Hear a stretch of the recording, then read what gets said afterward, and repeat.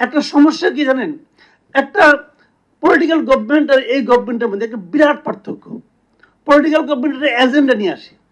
শেখ হাসিনা যখন নির্বাচনে জিতছে, সে তার বাপকে প্রতিষ্ঠা করবে, সে এই এজেন্ডা নিয়ে আসছিল, চেতনা প্রতিষ্ঠার এজেন্ডা নিয়ে আসছিল। বাগাড়ম্বর বাগাড়ম্বর দিয়ে দেশ চলে না ভাই। আমি প্রথম দিনই বলছিলাম, 8 তারিখে বলছি যে এই টিম দেখে, এই টিম দেখার পর 8 তারিখে হয়েছে।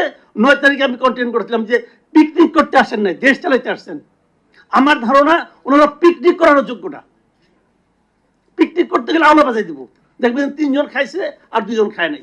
আমি যখন প্রথম দেখলাম এই যে একটা উপদেষ্টা পরিষদ গঠন করছে, আমি এরকম আনহ্যাপি হয়েছি। আমার কাছে এটা মাজা ভাঙ্গা একটি মনে হয়েছিল। এখন যদি একটি ভালো করে, আমার যে খুশি আর কেউ হবে না। এবং এটা আমি শুরুর দিনই বলেছি, যেদিন এটা টিমটা যেদিন শপথ নেয়, ওই দিন আমি নিউজ 24 বলেছিলাম। আমি ওই শপথ দিচ্ছে, তখন মন্তব্য চাচ্ছে। আমি বলছি এই টিম আমার পছন্দ হয় না ভাই, এই টিম আমার কাছে মনে হয় না এরা খুব ভালো করবে। এবং তখনও বলেছে, এবং আমি মানে খুবই দুঃখের সঙ্গে লক্ষ্য করলাম যে আমার আশঙ্কাগুলি যেন সত্য হচ্ছে। আমার আশঙ্কা মিথ্যা হলে, ভুল হলে আমি খুশি হতাম, কিন্তু আমি খুশি হওয়ার চেষ্টা করতেছি, কিন্তু খুব একটা পারতেছি না। কোটা বিরোধী আন্দোলনের মাধ্যমে একটা সরকার হয়েছে। এই সরকার গঠনই করা হয়েছে কোটার মাধ্যমে, একদম সিম্পলি কোটার মাধ্যমে। এনজিও কোটা, ঢাকা ইউনিভার্সিটি ল ডিপার্টমেন্টের কোটা, চট্টগ্রামের কোটা, গ্রামীণ ফোনের কোটা, গ্রামীণের কোটা, এই তো কোটা। এবং পাওয়া না কোনো আপত্তি ছিল না, যদি সেই লোকগুলি ক্যাপেবল হতো। আমার কাছে এখন পর্যন্ত তাদেরকে খুব ক্যাপেবল মনে হচ্ছে না। যদি শেষ পর্যন্ত খেলায় জিতে, ভালো, হাততালি দেবো, খুশি হব। কিন্তু এখন পর্যন্ত সেরকম কোনো নমুনা কিন্তু আমি দেখতেছি না। একটা সমস্যা কি জানেন, একটা পলিটিক্যাল গভর্নমেন্ট আর এই গভর্নমেন্টের মধ্যে একটা বিরাট পার্থক্য। পলিটিক্যাল গভর্নমেন্টের এজেন্ডা নিয়ে আসে। শেখ হাসিনা যখন নির্বাচনে জিতছে, সে তার বাপকে প্রতিষ্ঠা করবে, সে এই এজেন্ডা নিয়ে আসছিল, চেতনা প্রতিষ্ঠার এজেন্ডা নিয়ে আসছিল। কিন্তু এই গভর্নমেন্ট কোনো এজেন্ডা নিয়ে আসে নাই, বরঞ্চ এই গভর্নমেন্টকে এদেশের আপামর জনসাধারণের প্রত্যেকটা মানুষের এজেন্ডাকে ধারণ করতে হচ্ছে। আপনি কি চান, আমি কি চাই, উনি কি চান, যদি সবাইকে লিখতে বলেন যে আপনি 10টা করে চাহিদা লেখেন, দেখবেন 10টার মধ্যে প্রত্যেকের সঙ্গে 2টা থেকে 3টা বেশি মিলবে না। অথচ আমাদের এই প্রত্যেকের চাহিদা মেটাবেন, এই প্রত্যাশা আমাদের সবার মধ্যে আছে। এই প্রত্যাশাকে কি এই গভর্নমেন্ট ধারণ করা দূরের কথা ভাই? ওনারা কি উপলব্ধি করতে পারেন যে এতগুলি চাহিদা আমাদেরকে ঘিরে হচ্ছে? আমার কাছে মনে হয় নাই, আমার কাছে আদৌ মনে হয় নাই। তো এটা নিয়ে বলতে গেলে আবার নানা রকম বলে, অনেকে বলে হ্যাঁ 2 দিন গেল না, এখনো তুমি সমালোচনা করো। ভাই আমি সমালোচনাটা কেন করি? এই কারণে করার দরকার বলে করি। আমাদের প্রধান উপদেষ্টা খুব ভালো মানুষ, উনি বলেছেন যে আপনারা বেশি বেশি করে সমালোচনা করেন। হয়তো ওনার কথাটা মানার জন্য করি, মাইনা করি, তা সহ্য হয় না কেন ভাই? নাকি খালি বলার জন্য বলেন যে সমালোচনা করেন, কিন্তু করলে কিন্তু সহ্য করবো না? ভাই এই আলাপ করে তো কোনো লাভ নাই। একটা কথা মাথায় রাখতে হবে, আপনি এখানে আসছেন, আপনার কেউ হাতে ধরে, হাতে পায়ে ধরে আনে নাই।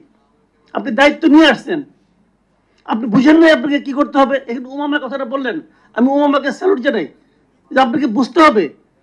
আপনাকে পায়ে ধরেন নাই, জানেন না ভাই, বিদায় নেন না, কেউ যাবে না। অবসর প্রাপ্তির পর যখন কেউ পুরস্কার পায়, সে নড়তে চায় না। এখানে অবসরপ্রাপ্ত লোককে আইনে পুরস্কৃত করা হয়েছে, ঝিমায়, বাসায় ঝিমায়, তো এখন সচিবালয় এসে ঝিমাচ্ছে। This is the point. আমি আপনাকে একটা কথা বলি, দেখেন, একটা সিম্পল একটা উদাহরণ দিয়ে বলি।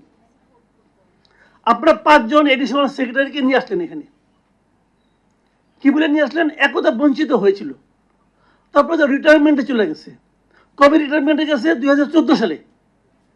তারপরে চলে গেছে 10 বছর। Maybe they are very talent, আমি অস্বীকার করি না। আপনারা কথা ভাবেন তো, আপনার বাসায় একটা BMW গাড়ি আছে আপনার গ্যারেজের মধ্যে, 10 বছর চালান না।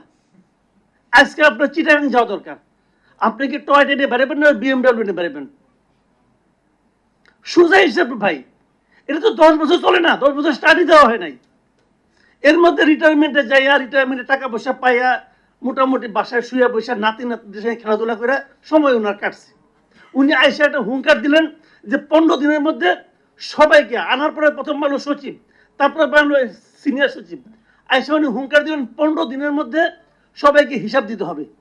আজকে 17তম দিন চলছে, আজকে 17তম দিন চলছে, হিসাব কেউ দিছে? উনি নিজে দিছেন, কোনো সচিব দিছে, কেউ দিছে? তো এই সমস্ত ভাই ফালতু আলাপ। হিসাব তো ভাই আমরা বুঝি, আমাদের বাসায় একটা ক্যালেন্ডার আছে, আমি ওই দিনই 3 তারিখে ডাক দিয়ে রাখছিলাম, দেখি 15 দিন পরে কি হয়, হয়েছে কিছু? তো এইগুলো হলো বাগাড়ম্বর, বাগাড়ম্বর দিয়ে দেশ চলে না ভাই।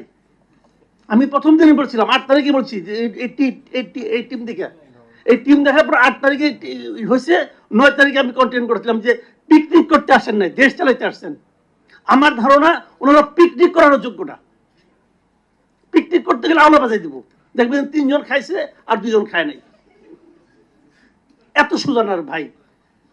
আর একটা কথা সে বলে শেষ করে, যেটা নাকি আগেও বলেছেন, দেখেন এই যে সচিবালয় দেশ চালায় কারা? সচিবরা চালায়। এই যে প্রাইম মিনিস্টারের অফিস যেটা কারা চালায়? আমলা চালায়। স্বৈরাচারের আমলা দিয়ে বিপ্লবী সরকার চলতে পারে না, একদম বেসিক পয়েন্ট। আপনারা এটা নিয়ে আলোচনায় করার সাহস পান না, ভয় পান। যদি আপনারা আওলা বাজায় দেয়, এই আমরা আওলা বাজাবে, এমন বাজানো বাজাবে যে ওখানে দেখবেন ডিসিরা মারামারি করে, ওইটা নিয়ে 3 দিন ধরে আলোচনা। জানেন না কি করতে হবে।